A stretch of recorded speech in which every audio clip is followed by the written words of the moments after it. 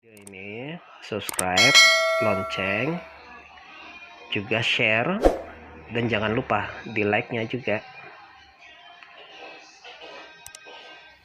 A'udzubillahi minasyaitonirrajim. Bismillahirrahmanirrahim. Allahumma sholli ala sayyidina Muhammad wa ala ali Muhammad. Mari kita berbagi ilmu. Pokok bahasan yang saya akan bawakan ini adalah mengenai tata cara puasa Rasulullah Shallallahu Alaihi Wasallam dari sahur sampai ke sahur berikutnya. Yang saya ambil, saya kutip dari Isa Mujahid wordpress.com, My Loving Islam. Yang pertama adalah makan sahur. Aktivitas hadrat Rasulullah SAW selama bulan Ramadan diantaranya makan sahur. Di bawah ini hadis-hadis yang menerangkan bahwa sahur adalah kegiatan yang penting untuk menyongsong ibadah puasa dari terbit fajar hingga terbenam matahari. Mengenai hal ini, Rasulullah bersabda dari Anas bin Malik radhiyallahu anhu.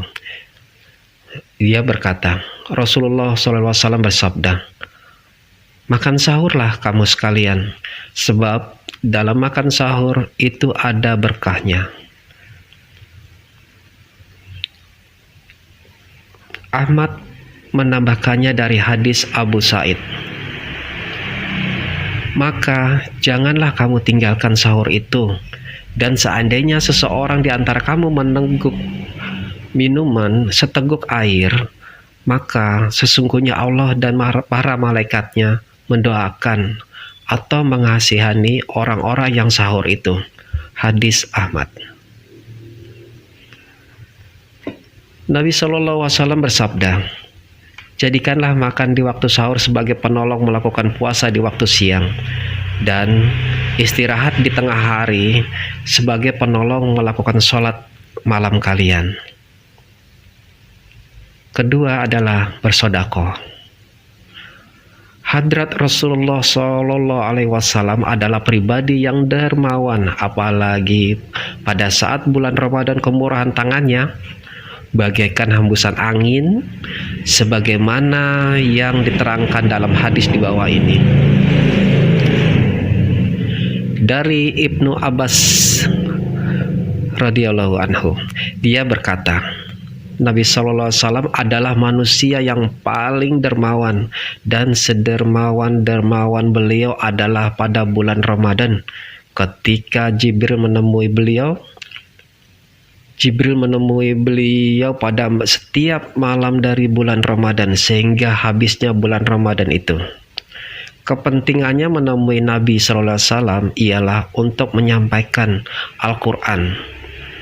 Apabila Jibril bertemu dengan beliau, maka keadaannya lebih bermurah dengan kebaikan daripada angin yang diutus.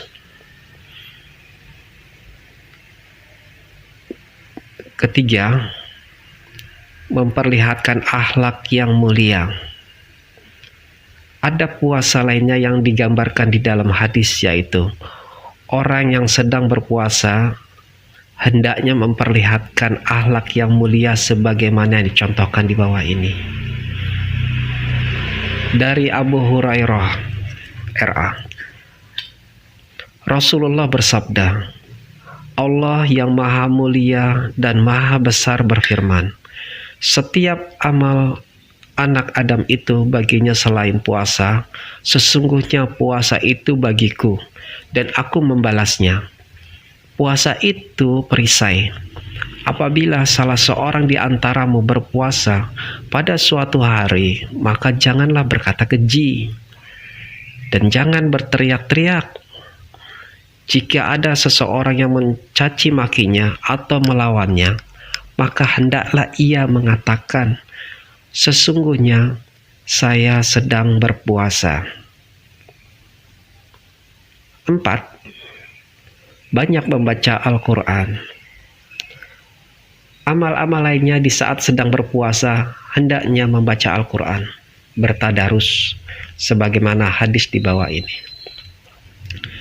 Dari Urwah dari Aisyah katanya, boleh dikata hampir tidak pernah Rasulullah SAW melaknat. Biasanya bila dekat masa bertemunya dengan Jibril untuk bertadarus Al-Quran, maka Rasulullah SAW banyak bermurah tangan, lebih kencangnya angin yang berhembus. 5. Menyegerakan berbuka. Anjuran Rasulullah SAW lainnya yaitu supaya menyegerakan berbuka, dan itu adalah satu kebaikan. Artinya bahwasanya Nabi SAW bersabda, manusia senantiasa ada dalam keadaan baik selama cepat-cepat makan untuk berbuka. 6. Ibadah di malam hari. Hadrat Rasulullah SAW senantiasa mengisi malam-malamnya di bulan puasa dengan melaksanakan ibadah, dan demikian anjuran beliau. Bersabda Rasulullah SAW, barang siapa yang beribadah malam di bulan Ramadan dengan penuh keimanan dan berharap pahala dari Allah, maka akan diampuni dosa-dosanya yang lalu. Hadrat Rasulullah SAW mengerjakan sholat malam atau tarawih secara berjamaah di bulan puasa, tetapi hal itu beliau laksanakan hanya beberapa hari saja, karena dikhawatirkan sholat malam tarawih secara berjamaah itu dianggap suatu kewajiban oleh umat beliau. Aisyah berkata, pada suatu malam di bulan Ramadan, Rasulullah SAW mengerjakan sholat malam berjamaah di masjid. Seterusnya, Aisyah radhiyallahu anha berkata bahwa Nabi hanya menganjurkan sahabat-sahabatnya supaya gemar beribadah di malam hari di bulan Ramadan, dan anjurannya itu tidak bersifat perintah. Karena itu beliau bersabda, barang siapa beribadah di malam Lailatul Qadar dengan penuh keimanan dan berharap pahala dari Allah, maka ia akan diampuni dosa-dosanya yang terdahulu. Urwah berkata, demikianlah keadaan itu terus berlangsung hingga Rasulullah SAW pulang ke rahmatullah. 7. Beritikaf. Hadrat Rasulullah SAW apabila di 10 malam terakhir di bulan Ramadan senantiasa melaksanakan itikaf. Demikianlah bunyi hadisnya.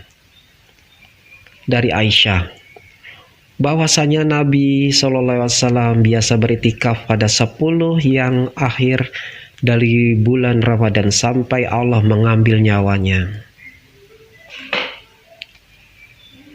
Kemudian dari Ali radhiyallahu anhu, bahwasanya Nabi SAW biasanya membangunkan keluarganya pada 10 terakhir dari bulan Ramadan. Demikianlah amalan-amalan yang nampak dilakukan oleh Rasulullah SAW. Ketika beliau berada di bulan Ramadan, kita sebagai pengikutnya harus bisa mencontoh apa-apa yang beliau kerjakan. Demikian kutipan yang saya ambil. Di sini kita bisa ambil sebagai contoh kita bagaimana Rasulullah menjalankan ibadahnya di saat bulan Ramadan, yaitu pada saat dia sahur sampai dengan akhirnya dia berbuka. Terus dia lakukan seperti ini. Semoga apa yang dicontohkan ini kita bisa ambil manfaatnya agar puasa kita bisa diterima oleh Allah Subhanahu wa taala dan kita bisa mendapatkan malam Lailatul Qadar. Amin ya rabbal alamin ya Allah. Assalamualaikum warahmatullahi wabarakatuh.